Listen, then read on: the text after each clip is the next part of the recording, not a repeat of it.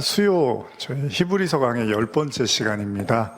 오늘은 지난 시간에 이어서 히브리서 4장의 그 말씀인데, 지난 시간에 저희가 안식에 대한 말씀을 나누었습니다. 안식과 믿음이라는 주제로 말씀을 나눴는데, 그 말씀들 이어서 오늘 계속해서 안식, 그래서 제목을 양육, 안식을 배우다 이렇게 지어봤는데요. 이 말씀들 한번 또 읽어 나가시고 또 들으시면서 여러분들에게 그 안식의 중요함을 또 느끼시는 그런 오늘 되셨으면 좋겠습니다. 히브리서 4장 9절에서 11절까지 우리 한번 찾으셨으면 같이 읽어보겠습니다. 히브리서 4장 9절에서 11절입니다. 시작. 그런즉 안식할 때가 하나님의 백성에게 남아있도다.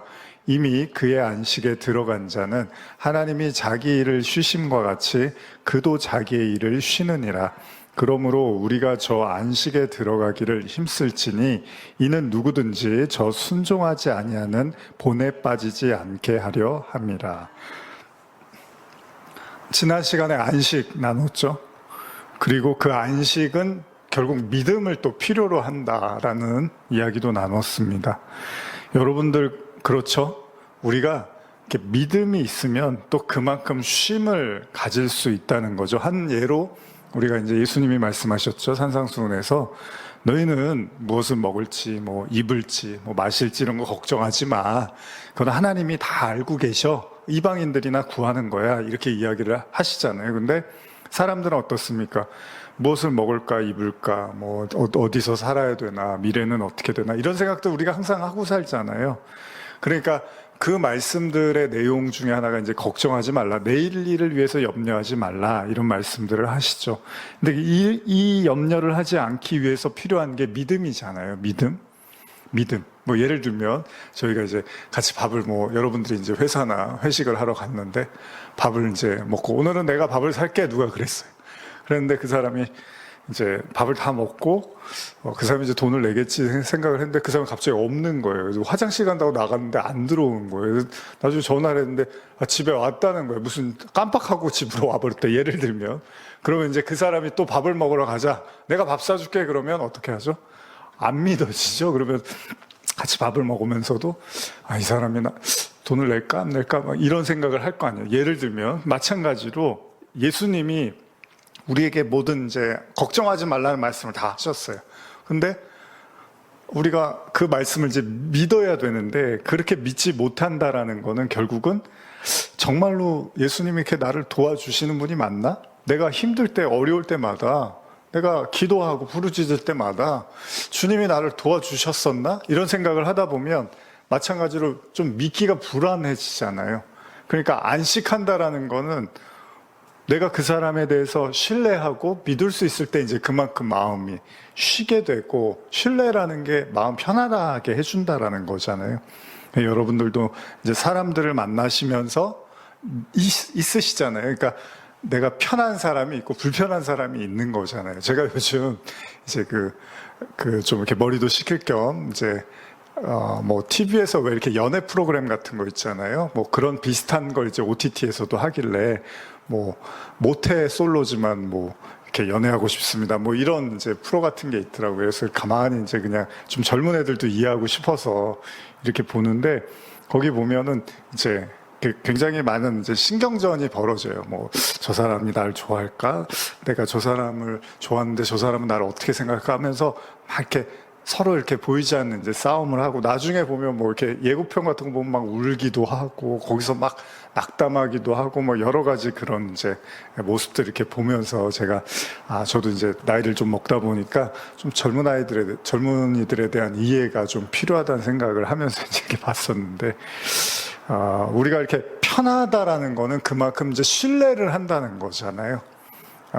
그래서 우리가 이렇게 예를 들면 이제 우리도 이렇게 수협에 해오지만 이렇게 인원이 많지는 않고 굉장히 적은 인원에서 수협에 드리지만, 그러나 이제 이 예배를 어쨌든 간에 또 누군가 올 수 있으니까 또 항상 저도 이제 마음의 준비를 하는 거죠. 오시든 안 오시든 간에 어쨌든 이 시간 저희가 특별히 딱 쉬어야 된다라고 이렇게 결정하지 않은 이상은 이 시간에 이렇게 오픈되어 있는 예배니까 누군가 오셨을 때 같이 예배 드릴 수 있도록 이제 항상 마음의 준비를 하는 것처럼, 여러분들도 마찬가지죠. 뭐 식당에 가서 이렇게 밥을 먹는데 뭐 가끔 그럴 때 있습니다. 이렇게 그 정기 휴일이 아닌데 뭐 이렇게 가서 쉬는 날이고 이러면 좀 이렇게 좀 실망하고, 근데 한두 번 그러면 괜찮은데 또 갔는데 또 닫혀 있고 그러면은 좀 이제 신뢰가 좀 떨어지게 되는 거죠.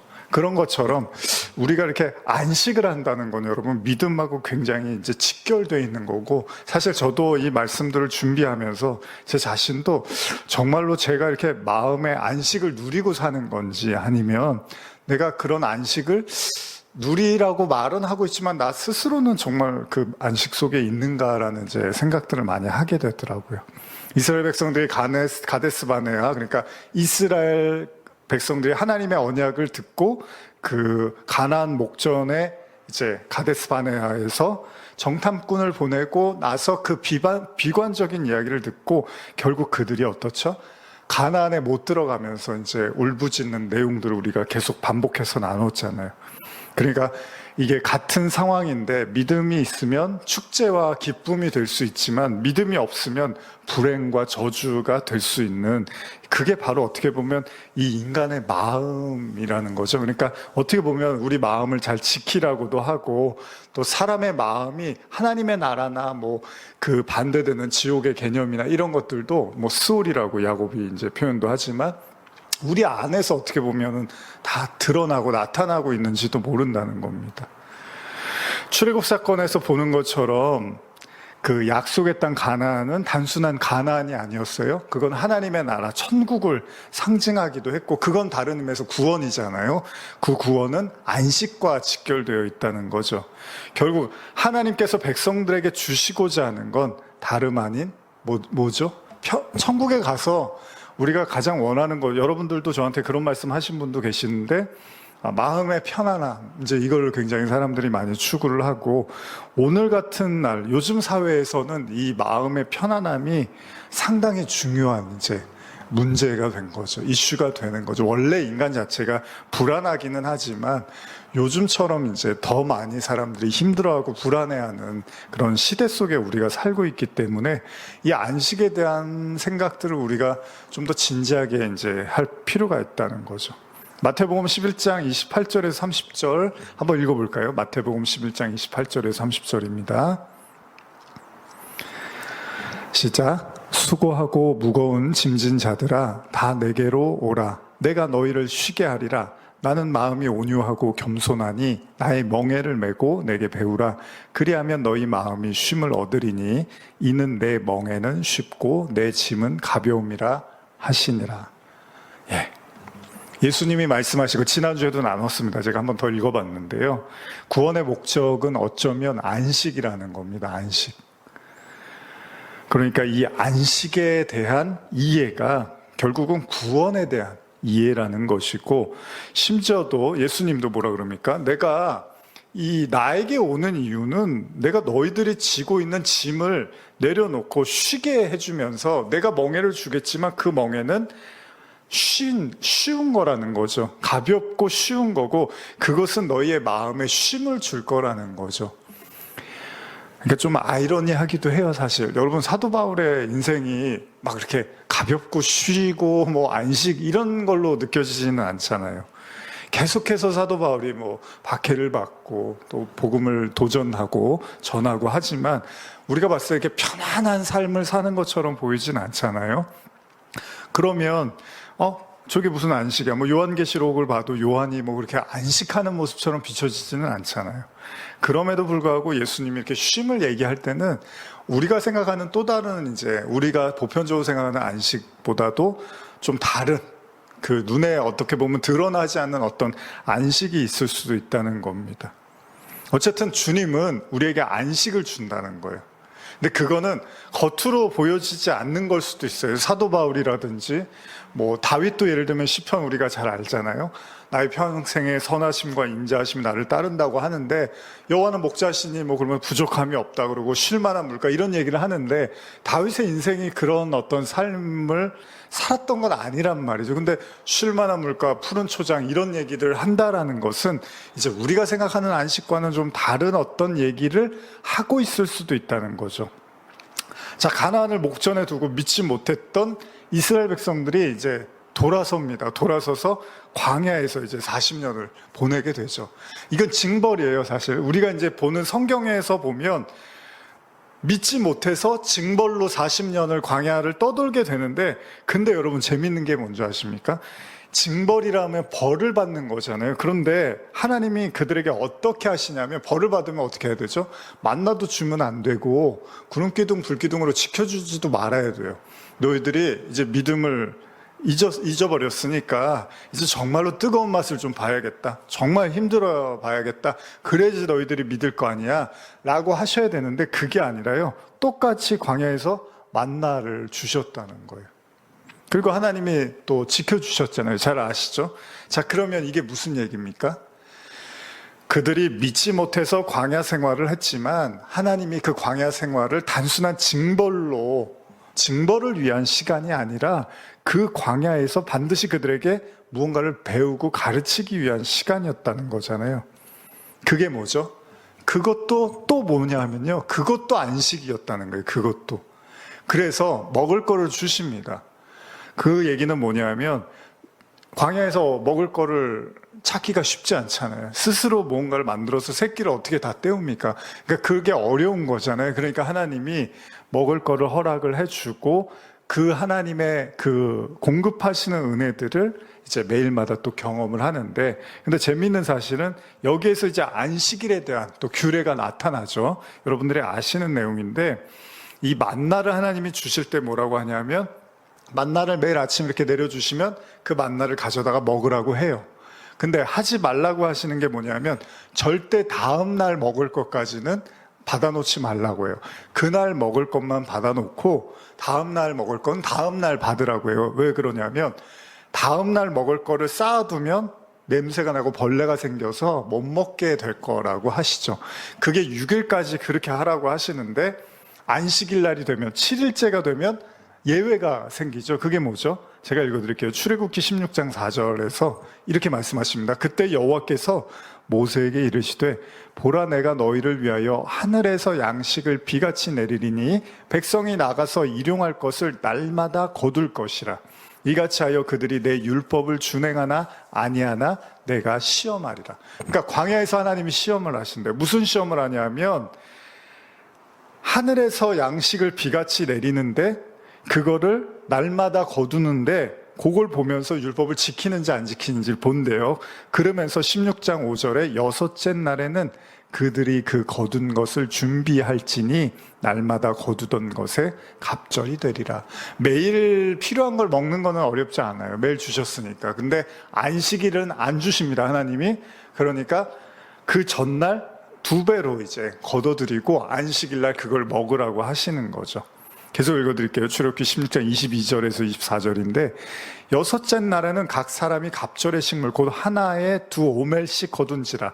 회중의 모든 지도자가 와서 모세에게 알림해 모세가 그들에게 이르되, 여호와께서 이같이 말씀하셨느니라. 내일은 휴일이니 여호와께서 거룩한 안식일이라. 너희가 구울 것은 굽고 삶을 것은 삶고 그 나머지는 다 너희를 위하여 아침까지 간수하라. 그들이 모세의 명령대로 아침까지 간수하였으나 냄새도 나지 아니하고 벌레도 생기지 아니한지라. 중요한 어떤 의미가 있다면, 원래는 다음 날 되면 썩어야 되는데 안식일 날을 위해서 예비해둔 음식은 아침까지도 아무런 문제가 생기지 않았다는 겁니다. 쉬운 예로 이 말씀을 그냥 말씀대로 행하면 우리가 이런 손해를 보지는 않는다라는 거죠. 하나님이 지켜주시고 보호해 주신다는 걸로 볼 수도 있고, 좀 더 이제 깊이 들어갔을 때는 이제 이 안식에 대한 어떤 의미들을 이 안에서 우리가 찾아볼 수 있는 거죠. 다시 말하면, 안식일 날은 일하지 말라라는 거죠. 하나님도 일을 안 하세요. 하나님도 만나를 안 내려주시고 이스라엘 백성도 음식을 거둬들이는 일을 하지 않게 하는 거죠. 그러니까 철저하게 안식일은 하나님이나 사람이나 일하지 않도록 하셨다는 겁니다. 그리고 그 안식일이 거룩한 날이라고 했으니까, 거룩하다는 게 뭐예요? 다른 의미로 쉰다라는 겁니다. 쉰다. 거룩함의 다른 의미는 쉼이라는 거예요. 완벽한 쉼을 의미하는 거죠. 물론 우리가 이 땅에서는 다 알 수 없는 거겠지만 성경이 가리키는 건 거룩하다라는 건 또 다른 의미에서 휴식과 안식을 이야기하고 있고, 그걸 우리가 안식일이라고 하는 거잖아요. 안식일이 뭡니까? 쉬는 거잖아요. 쉬는 거. 그러니까 가나안을 목전에 두고 믿음이 없어서 광야에 왔지만, 하나님은 또 광야에서 매일 뭐를 가르치냐 하면요, 벌을 주기 위한 게 아니라 그 삶, 하루하루의 삶을 통해서 하나님을 믿는 법을 가르쳤고, 그 믿는 법은 다른 말로 안식하는 법을 가리키고 있었다는 거죠. 여러분, 이스라엘 백성들이 광야에서요, 농사 짓고 가축 경영하고 그런 게 아니었잖아요. 그걸 먹었던 게 아니라 하나님이 주시는 만나만 먹었습니다. 그럼 뭐 하는 거죠? 나머지 시간은? 뭐 했을까요? 여러분, 수련회, 이제 저희도 수련회 가겠지만, 수련회 가면 뭐 하죠?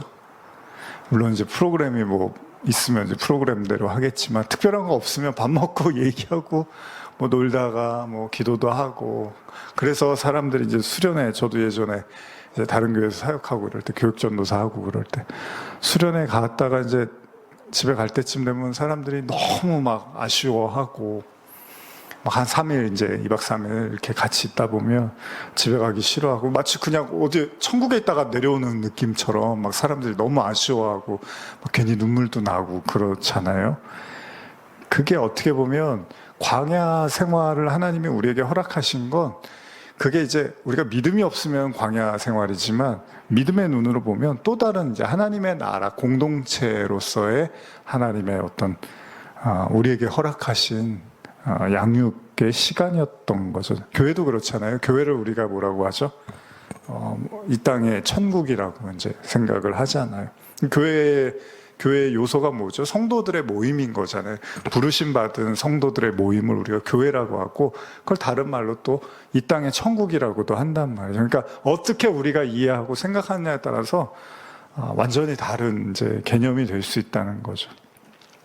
결국 하나님은요, 광야에서도 쉬는 법을 가리킨다는 거예요. 근데 저도 이제 좀 느끼는 건데, 저도 이렇게 쉼을 여러분들한테 말씀드리지만, 또 가만히 제 자신을 이렇게 오늘도 혼자 묵상하고 생각하면서 느끼지만, 그렇게 뭐 잘 마음을 막 이렇게 잘 쉬고 그런 것 같지는 않아요. 항상 이 생각 저 생각 많이 하고, 또 뭐 요즘 이제 수련회 때문에 또 이 생각 저 생각도 많이 하고 그러는데, 물론 필요한 이제 생각들과 걱정들 안 할 수는 없겠지만, 본질적으로는 그 백성들을 향한 하나님의 메시지는 쉼이라는 거죠.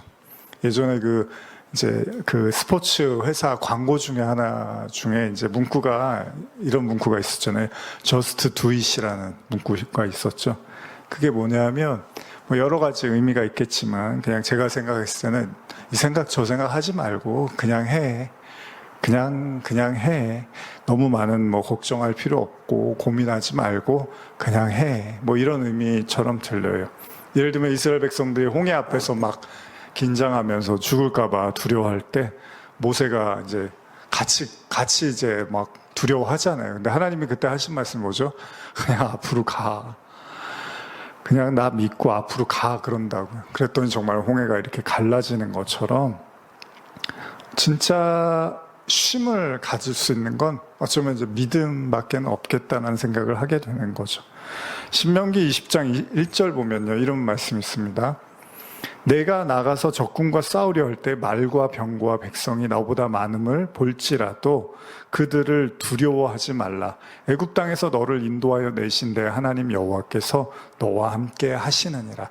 제가 얼마 전에도 기드온의 300용사 이야기하면서 잠깐 그런 언급을 했었는데, 어떤 적군과 정쟁을 하게 될 때 이스라엘 백성들이요, 하나님은 어떻게 하죠? 그 적들보다 더 많은 숫자의 어떤 군인들과, 그리고 뭐 무기와 뭐 병거를 준비해서 싸워라, 그런 경우는 거의 없었잖아요. 대부분 보면 말도 안 되는, 저쪽하고는 비교도 안 되는 수치를 가지고 자꾸 전쟁을 치르게 하신다는 거예요. 오히려 있는 사람들도 다 그냥 빼가고 아주 소수만 남겨놓고 전쟁을 치르게 하는 거죠. 그게 이제 기드온의 300용사가 대표적인 이야기였는데, 그러니까 우리가 생각하는 하나님과 하나님이 생각하는 게 좀 많이 차이가 나는 거죠. 요새 이제 AI가 굉장히 이제 발달이 많이 됐고 좀 걱정스럽긴 합니다. 인공지능이라는 게 이제 너무 발달이 되다 보면 이제 모든 인간에게 관여를 하기 시작할 수 있습니다. 우리가 어쨌든 온라인이라는 걸 사용하는 범주 내에서는 AI가 많은 영역을 다 감시하고 관여할 수 있습니다. 그러다 보면 우리가 편하려고 이제 사용하는 것들이 결국은 이제 우리가 지배를 받고 눈치를 봐야 되는 이제 상황이 생길 수도 있겠죠. 다 그런 것 같아요. 이제 이따가도 제가 읽어드리겠지만 우리가 편하려고 원했던 것들이 나중에 보면 오히려 우리를 더 이렇게 올가매고 우리를 더 이렇게 힘들게 하는 것들을 보게 됩니다. 이사야 31장 1절 보시면요. 도움을 구하려 애굽으로 내려가는 자들은 화 있을진저 그들은 말을 의지하며 병거의 많음과 마병의 심히 강함을 의지하고 이스라엘의 거룩하신 이를 앙모하지 아니하며 여호와를 구하지 아니하나니. 그러니까 가진 게 많으면 쉽게 말하면요. 의지하고 가진 게 많으면 하나님을 찾거나 의지할 이유를 이제 놓쳐버린다는 거죠. 여러분, 하나님은요, 우리를 무능하게 만들려고 하는 게 아니라 하나님이 정말 원하시는 거는 우리가 이렇게 힘이 있으면 더 힘을 키워서 싸우라고 해야 되잖아요. 다윗과 골리앗 얘기처럼 더 골리앗보다 훨씬 더 뭔가 강한 무언가를 개발하거나 장착을 해서 골리앗하고 싸워야 되는 게 보편적인 사고인데 자꾸 하나님의 방법은 말도 안 되는 돌멩이 가지고 골리앗하고 싸우라고 하고 이런 방식으로 이제 하나님의 사람들을 인도하신다는 거죠. 그게 뭐냐 하면 그러니까 여러분과 저도요, 사실 저도 약간 완벽주의 기질이 있는데 그런 생각이 드는 거예요. 우리는 자꾸 뭔가 잘하려고 하잖아요. 제대로 잘 하려고 하는 이 생각들이 사실 이제 스스로를 굉장히 피곤하게 만들고 스스로의 영혼을 굉장히 뭐랄까 짓누르게 하는 거죠. 뭔가 잘해야 된다는 생각을 자꾸 하는 거예요. 저도 이제 뭐 설교하고 뭐 인터넷 설교도 오래 하다 보니까 설교 준비하는 거에 대해서도 굉장히 이제 압박감을 많이 받거든요. 뭔가 물론 뭐 제가 설교 잘한다 못한다 이걸 떠나서 제 자신은 매주마다 설교 준비할 때마다 뭔가 제대로 해야 된다, 잘해야 된다 이런 생각들이 거의 한 번도 떠나지를 않는단 말이죠. 그러니까 항상 그런 중압감들이 항상 저에게도 있단 말이죠. 근데 사실 하나님이 원하시는 거는 우리를 무능하게 만들려고 하는 게 아니라, 그러니까 뭐 무지하고 무능하고 아무것도 안 해도 되고 이런 얘기를 하고 싶은 게 아니라 우리가 할 수 있는 한 뭐 최선을 다하는 건 좋지만 그 이상 내가 할 수 없는 영역까지 하려고 자꾸 생각할 필요는 없다는 거죠. 뭔가 초인적인 힘을 발휘해서 내가 할 수 있는 영역을 넘어서는 어떤 것까지 내가 해야 된다는 강박관념을 가질 필요는 없다는 거죠. 그런 하나님이라면 뭐 다윗에게 돌멩이 들고 나가서 골리앗을 무너뜨리라 이런 얘기는 하시지 않았어요. 오히려 하나님의 방법은 뭡니까? 네가 할 수 있는 만큼만 하고 나머지는 내가 역사하는 거야. 이제 이런 말씀을 하시잖아요. 하나님이 원하시는 건 우리가 뭐 최고의 어떤 최첨단을 달리는 어떤 장비와 기술을 가지고 세상을 뭐 압도할 수 있는 어떤 모습을 보여주라는 게 아니라 여러분과 제가 가진 거 안에서 할 수 있는 최선을 다하면 그 다음에는 하나님께서 역사하신다는 거예요. 이런 원리들이 계속 나타납니다. 신약에. 예를 들면 오병이어 같은 경우도 그래요. 오병이어 너희들 가진 거 뭐냐 그랬습니다. 사람들이 많아요. 장정만 5,000명인가 하는데 이 사람들 먹이려면 몇백만 원 필요합니다. 제자들이 그러잖아요. 그럼 갖고 있는 것 가져와봐 그랬더니 오병이어를 들고 나오니까 이제 하나님이 예수님이 축사를 하시고 이제 기적을 일으키셔서 먹이시잖아요. 그러니까 그 영역은 우리 영역이 아닌 거죠. 그러니까 내가 오병이어 가지고 있는데 이걸로 내가 할 수 있는 것만 하면 되는데 우리가 뭔가 더 잘해야 된다는 생각을 하고 뭔가 더 훌륭해야 된다, 초월적 힘을 발휘해야 된다는 생각이 오히려 우리 스스로 이렇게 병들게 만들 수 있다는 겁니다. 여러분 구약에 보면 사무엘 보면요, 이스라엘 백성들이요 마지막 사사이자 최초의 선지자였던 사무엘, 이때 다른 나라들처럼 사람들이 뭐라 그럽니까? 왕이 있었으면 좋겠다고 요청을 합니다. 그런데 하나님이 사무엘에게 뭐라고 말씀하십니까? 사무엘상 8장 7절 8절이나 한번 읽어볼까요? 사무엘상 8장 7절 8절입니다.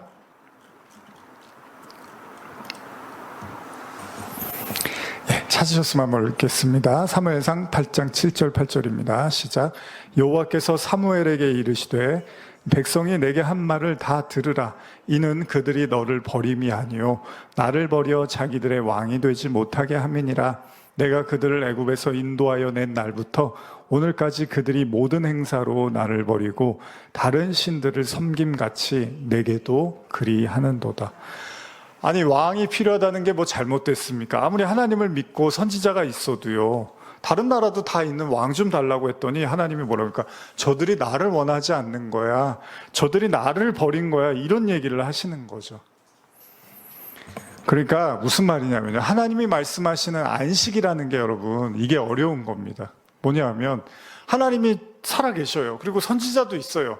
근데 이스라엘 백성들이 왕을 원하잖아요. 뭐예요? 왕의 통치를 받고 싶고 왕이 다스리는 나라에 살고 싶었던 거예요. 충분히 그럴 수 있잖아요. 근데 하나님은 그게 나를 버린 거지. 그러면서 뭐라고 합니까? 그들은 나의 통치를 원하지 않아. 이렇게 말씀하시는 거예요. 그러니까 하나님의 통치를 받는다는 게 뭐죠? 바실레이아라고 하잖아요. 그걸 하나님의 왕국, 하나님의 나라라고 하는 거잖아요. 그러니까 하나님의 통치를 받기를 원치 않는 상태를 지금 사무엘을 통해서 꾸짖고 계시다는 겁니다.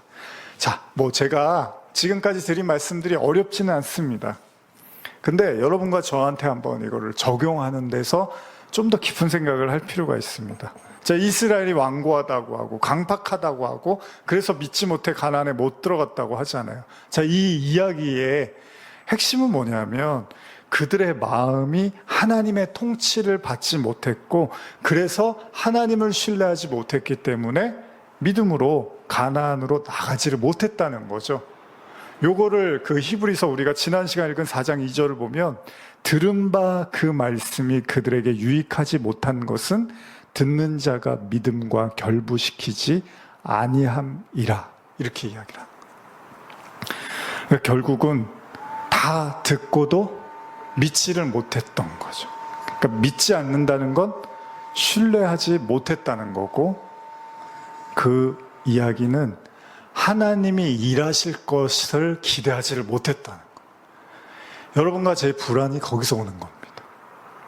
우리가 갖고 있는 두려움과 불안, 그리고 피곤함, 공고함의 원인 중에 하나는 우리가 모든 걸 다 책임져야 된다는 생각을 하기도 한다는 거죠. 사람이 이렇게 어떤 일에 계속 시달림을 당하잖아요. 그러면 그 시달림을 당하면 당할수록 그 영역을 이제 하나님께 맡기기가 어려워집니다. 왜냐하면 어떤 나를 힘들게 하는 일들이 계속해서 반복적으로 내 앞에서 일어나면 그걸 못 맡기게 되죠. 왜냐하면 안 도와주시는 것 같으니까 더 이상 맡겨야 될 이제 이유가 없어지는 거죠. 그래서 우리가 어떤 일에 시달림을 당하면 오히려 그 일에 대해서는 더더욱 내 힘으로 내가 그거는 마스터하고 책임져야 된다는 생각을 가질 수가 있습니다. 그래서 그 영역에서 이제 안식을 아예 못 누리게 될 수도 있죠. 나중에는 이제 그 일이나 사람에게 속박이 될 수 있다는 거죠. 히브리서가 자꾸 믿음에 대한 얘기를 하는데, 물론 이 믿음은요, 히브리서 6장에 나오는 하나님을 믿는 것만으로 그런 소리만 하지 말자, 이렇게 제가 현대어 성경을 읽어드렸잖아요.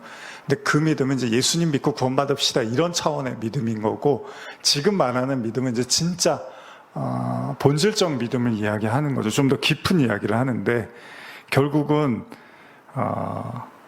우리가 하나님이, 그러니까 내가 내 어떤 한계와 기준, 내가 할 수 있는 어떤 영역을 넘어서는 부분에 대해서 하나님이 일하실 것이다라는 믿음을 갖지 못하면 결국 우리가 쉴 수가 없습니다. 하나님은 우리를 쉬게 해주려고 하는데 우리는 또 하나님을 믿지만 또 제대로 그걸 믿음으로 받아들이지 못하다 보니까 계속해서 하나님을 믿는데도 하나님을 믿지 못함으로써 쉬지를 못하는 참 아이러니한 상황이 벌어지는 거죠. 다시 말하면 하나님의 말씀, 양육의 핵심 중에 하나는 저와 여러분들의 뼛속까지 숨어 있는 그 불신과 강팍함을 제거해버리고 그리고 그것을 믿음으로 바꾸시기 위해서 주님은 지금도 열일을 하신다는 거죠. 그래서 말씀이 우리 안에서 강팍한 자아를 무력화시키고 하나님을 향해서 이제 마음을 열 수 있도록, 그래서 안식으로 나아갈 수 있도록 계속 말씀이 일한다고 하십니다. 그 내용이 바로 히브리서 4장 12절 13절이 그래서 갑자기 이 얘기가 등장을 하는 거예요. 안식 얘기하다가 뜬금없이 이런 말씀이 나오죠. 한번 읽어볼까요? 히브리서 4장 12절 13절입니다. 시작. 하나님의 말씀은 살아있고 활력이 있어 좌우의 날선 어떤 검보다도 예리하여 홍과 연과 및 관절과 골수를 찔러 쪼개기까지 하며 또 마음의 생각과 뜻을 판단하나니 지으신 것이 하나도 그 앞에 나타나지 않음이 없고 우리의 결산을 받으실 이에 눈앞에 만물이 벌거벗은 것 같이 드러나느니라. 왜 이런 말씀이 갑자기 등장하는지 조금 공감하실 수 있을까요? 제가 현대로 한번 더 읽어드릴게요. 하나님의 말씀은 살아있고 능력이 넘칩니다. 날이 선 칼보다 더 날카로워 우리의 마음속에 있는 생각이나 욕망까지도 가르고 그 정체를 드러내게 합니다. 하나님께서 누가 어디에 가 있든지 그 사람을 다 알고 계십니다. 살아계신 우리 하나님 앞에서는 모든 것이 다 벌거숭이로 드러나게 마련입니다. 하나님의 눈앞에 숨겨질 수 있는 피조물이란 하나도 없습니다. 그러므로 언젠가는 우리도 우리 자신이 행한 모든 일을 하나님 앞에서 낱낱이 설명하지 않으면 안 됩니다. 갑자기 이런 말씀이 우리에게 이렇게 주어지는 것 중에 하나는 안식을 이야기하다가 그 안식을 강조하면서 동시에 말씀의 힘과 능력을 강조하고 있잖아요. 그게 뭐냐면 여러분과 제 안에서 말씀이 하는 역할이 뭐냐면 우리의 실체를 드러내서, 그러니까 그 실체라는 게 뭐죠? 하나님처럼 되고 싶었던 그 선악과를 먹은 원죄잖아요, 여러분. 여러분, 인간이 하나님처럼 절대 될 수가 없잖아요. 그럼 하나님처럼 되려면 어떻게 해야 되죠? 바벨을 쌓아야 되죠, 매일. 매일마다 높아지기 위한 바벨탑을 쌓아야 됩니다. 그 바벨탑을 계속해서 쌓아야 되고 끝이 없어요, 여러분. 하나님처럼 올라가려면. 그렇죠? 그러니까 쉴 수 있나요? 절대 쉴 수가 없는 거죠. 그래서 이스라엘 백성들이 애굽에 들어갔을 때 애굽 백성들이 쉴 수 없는 모습으로 나타나는 거죠.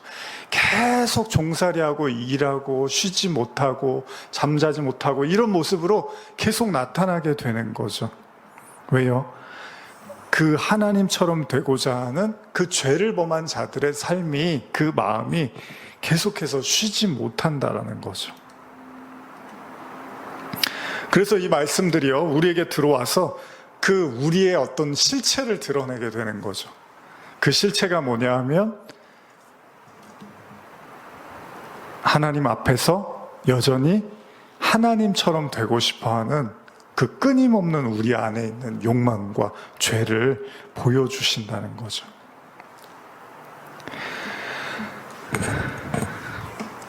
베드로후서 3장 8절에서 10절 보시면요, 제가 읽어드릴게요. 사랑하는 자들아, 주께는 하루가 천년 같고 천년이 하루 같다는 이 한 가지를 잊지 말라. 주의 약속은 어떤 이들이 더디다고 생각하는 것 같이 더딘 것이 아니라 오직 주께서는 너희를 대하여 오래 참으사 아무도 멸망하지 아니하고 다 회개하기에 이르기를 원하느니라. 그러나 주의 날이 도둑같이 오리니 그 날에는 하늘이 큰 소리로 떠나가고 물질이 뜨거운 불에 풀어지고 땅과 그 중에 있는 모든 일이 드러나리로다. 베드로전서 3장 10절을 보시면 아까 읽으신 히브리서 말씀과 굉장히 유사한 내용들이 이렇게 나타나고 있습니다. 이 얘기는 뭐냐면요, 하나님의 말씀, 물론 미래적 관점에서 어떤 큰 불이 나타나서 사람들을 다 태우고 뭐 심판과 멸망을 가져온다고도 이해할 수 있지만, 우리가 현재적 개념으로도 말씀을 많이 나눴잖아요. 그렇게 봤을 때 하나님의 말씀의 역할은 저와 여러분들 안에 있는 걸 다 속속들이 드러낸다는 거잖아요. 다 낱낱이 다 드러내서 무엇이 잘못됐고 무엇이 심판되어야 되는지를 하나님의 말씀을 통해서 다 드러나게 하신다는 겁니다. 그래서 말씀을요, 때로는 그 하나님을 설명할 때 이런 표현을 쓰는 거예요. 신명기 4장 24절에 보면 내 하나님 여호와는 소멸하는 불이시요 질투하시는 하나님이시라, 이런 말씀이 있어요. 이게 뭐냐면 하나님이 불이라는 거잖아요. 근데 그냥 불이 아니라 소멸시키는 불이라는 거죠. 소멸시킨다는 것은 무언가 불필요한 것들을 다 태워버리시겠다는 거잖아요. 그래서 히브리서 12장 29절도 보면 우리 하나님은 소멸하는 불이심이라, 이런 말씀이 있습니다. 그러니까 아까 우리가 읽은 베드로서 말씀이나 히브리서 말씀에 보면 그 모든 걸 다 이렇게 드러내는 것, 또 모든 걸 다 태운다라는 의미가 다 말씀이 하는 역할이라는 거죠. 그래서 마태복음 3장 11절도 보면요, 이것도 제가 읽어드릴게요. 나는 너희로 회개하게 하기 위하여 물로 세례를 베풀거니와 내 뒤에 오시는 이는 나보다 능력이 많으시니 나는 그의 신을 들기도 감당하지 못하겠노라. 그는 성령과 불로 너희에게 세례를 베풀 것이요, 이런 말씀이 있어요. 성령과 불이라는 말씀이 있습니다. 그리고 이런 비슷한 말씀이 누가복음 3장 16절에도 있는데 이것도 읽어드릴게요.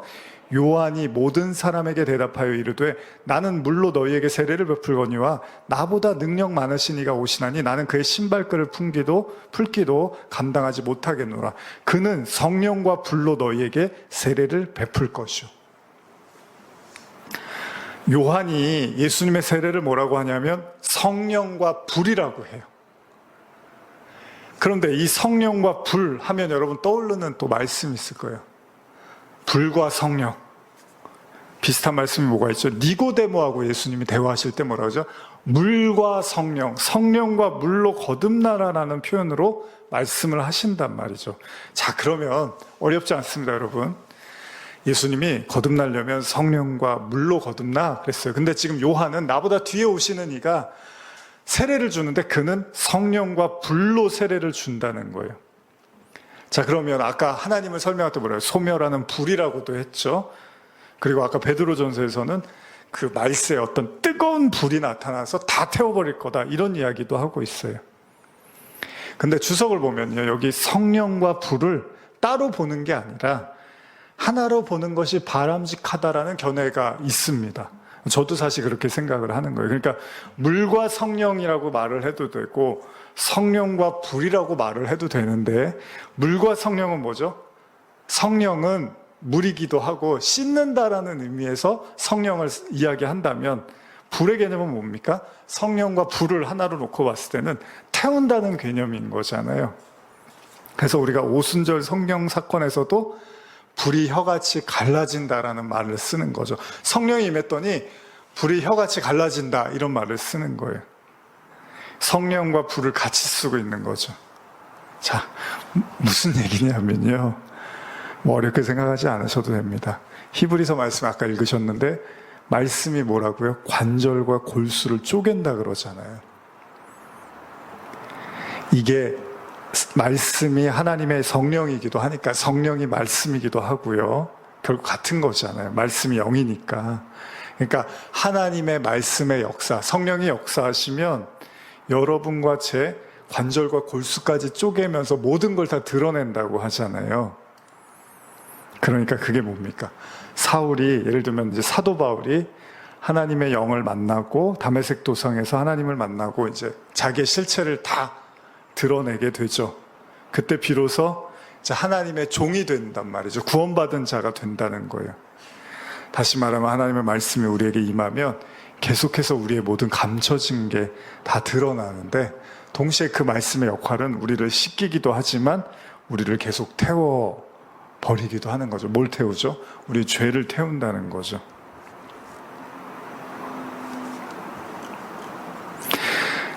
이 죄를 제가 지금 말씀드리고 싶은 게, 여러분과 저를 쉬지 못하게 하는 모든 죄성을 하나님의 말씀으로 다 태워버리신다는 겁니다.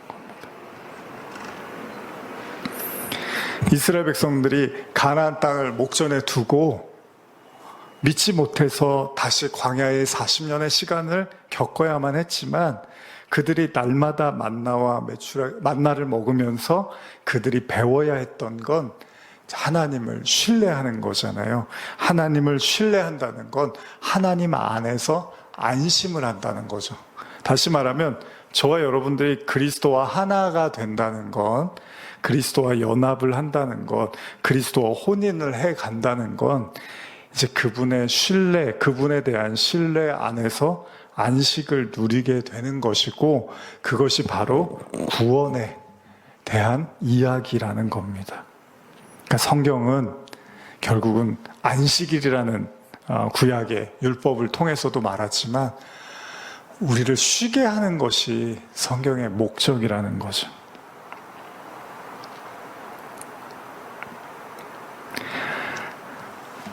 강팍한 마음, 완고한 마음, 이런 모든 마음들을 쪼개고 가르시고 태우는 역할이 말씀이 하는 역할이라는 거죠.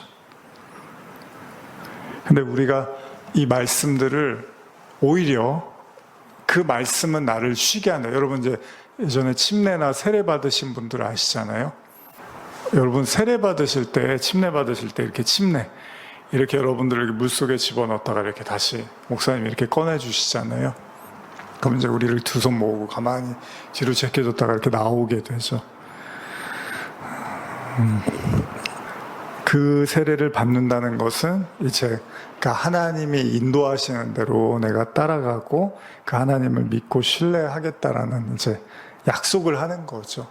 약속을 하는 거고, 그렇게 주님을 이제 믿으면서 내가 죽는 날까지 주님을 따라가겠다라는 그런 일종의 서약 같은 건데, 결국 그렇게 하지만 또 우리의 현실에서는 이제 하나님을 참 믿기가 쉽지 않은 것 같아요. 혹시 TV 보다가 그런 경우 여러분 보셨나요? 이렇게 집에다가 그 쓰레기 같은 거를 이렇게 쌓아놓고 사는 사람들 있죠. 뭐 여러 가지 유형들이 있지만 대표적으로 물건을 버리는 걸 이제 아까워해서 집에다가 물건을 쌓아놓기 시작하다가 나중에는 그 물건이 너무 많아져서 이제 잠잘 자리도 없어서 정말 이렇게 몸을 그냥 이렇게 몸을 구부리고 쪽잠을 자는 사람들이 있죠. 다른 사람들 봤을 때 이해가 가지 않는 거예요. 아니, 집이라는 게 내가 편하고 나 쉬려고 집이 있는 건데 산더미처럼 물건들을 쌓아놓고 이제 오래돼서 냄새나고 버려도 될 것 같은 물건까지도 다 쌓아놔서 집을 완전히 꽉 채워놔서 아무도 올 수도 없고 뭐 거기서 뭘 할 수도 없고 혼자만 이제 거기서 쪽잠을 자고 결국 사람들하고도 다 이제 멀어지고 그냥 혼자서 생활하는 그런 경우들 보자면, 물론 여러 가지 이유가 있습니다. 그렇게 할 수밖에 없었던. 근데 이제 제가 말씀드리고 싶은 건 쉼의 개념에서 놓고 봤을 때 결국은 나 좋으려고 쉬려고 집이 있는 건데 정작 나는 못 쉬고 온갖 물건과 잡동사니들로 가득 차버린 상태가 돼버린다는 거죠. 가끔 신앙생활 하다가 한번 이런 생각을 해볼 필요도 있는 것 같아요. 우리가 신앙생활 하는 이유는 내가 쉬려고, 하나님 안에서 내가 안식을 누리려고 하나님 앞에 우리가 나아가는 거거든요. 근데 어느 순간에 뭐 성경 신앙적 요소라든지 그런 가르침이나 그런 어떤 많은 신앙과 관련된 수많은 요소들이 내 안에 꽉 차고 들어서 그것들에 대해서 지배받고 거기에 어떤 끌려다니고 그 눈치를 보고 하다 보니까 정작 내가 하나님 안에서는 나는 못 쉬고 있고 그냥 내가 수동적으로 어떻게 보면 그런 어떤 신앙적 요소에 의해서 끌려다니고 있는 우리 자신을 볼 수도 있다는 거죠. 그럼 어떻게 해야 되죠? 그렇게 짐이 꽉 차 있으면 어떻게 해야 되죠? 다 갖다 버려야 되는 거죠. 다 갖다 버려요. 그래서 그런 이제 프로들 있잖아요. 그럼 뭐 사회복지사들이나 이런 분들이 와서 이제 싹 청소를 해주죠. 트럭이 뭐 몇 대 분량으로 해서 그 이제 쓰레기들이 다 갖다 버려주고 청소하고 닦고 도배 새로 하고 하면 완전히 새 집이 돼 있는 거예요. 그러고 나서는 본인도 나중에는 좋아해요. 근데 그 전까지는 어떻게 하죠? 절대 못 버리게 해요. 건드리지도 말라고요. 난 이게 좋다고, 나는 이게 행복하다고, 이게 내가 사는 이유라고 하면서 그걸 지키려고 한단 말이죠. 근데 나중에 그걸 싹 정리를 해주고 깨끗하게 치워놓으면 본인이 제일 행복해하죠. 그럼 아마 생각할 거예요. 내가 왜 이러고 살았지? 내가 왜 내 집에서 내 마음대로 두 다리 뻗고도 못 자고 이 많은 쓰레기 같은 짐들을 내가 이렇게 쌓아놓고서 이 안에서 내가 왜 이렇게 힘들어하며 살았지? 이런 생각을 하겠죠. 여러분들이 신앙생활하는 가장 중요한 이유 중에 하나는 여러분들이 안식을 누리기 위해서입니다. 그 안식, 그걸 평안이라고 하죠. 다른 말로 평화라고 하는데, 주님이 우리에게 주고 싶은 건 수고하고 무거운 여러분들에게 쉬게 해주시기 위하다는 걸 잊지 않으셨으면 좋겠습니다. 그래서 제가 설교할 때 뭐 주무시거나 조신다고 뭐라고 안 하는 게 주일도 그렇고요. 그게 일부러 그러시는 게 아니잖아요. 너무 피곤하고 힘드니까 또 잠을 못 주무시면 그럴 수도 있고. 근데 여기서도 졸지 마세요, 깨세요 이러면 그럼 좀 그렇잖아요. 물론 꼭 이제 좀 눈을 떠야 될 때는 좀 이렇게 큰 소리로 얘기할 수는 있겠지만 본질적으로는 우리가 하나님 안에서 안식을 누리기 위해서 온 거죠. 그래서 죄도 그렇고요. 하나님이 회초리를 드시는 것도 그렇고 다 보면 쉬라는 거죠. 쉬라는 거.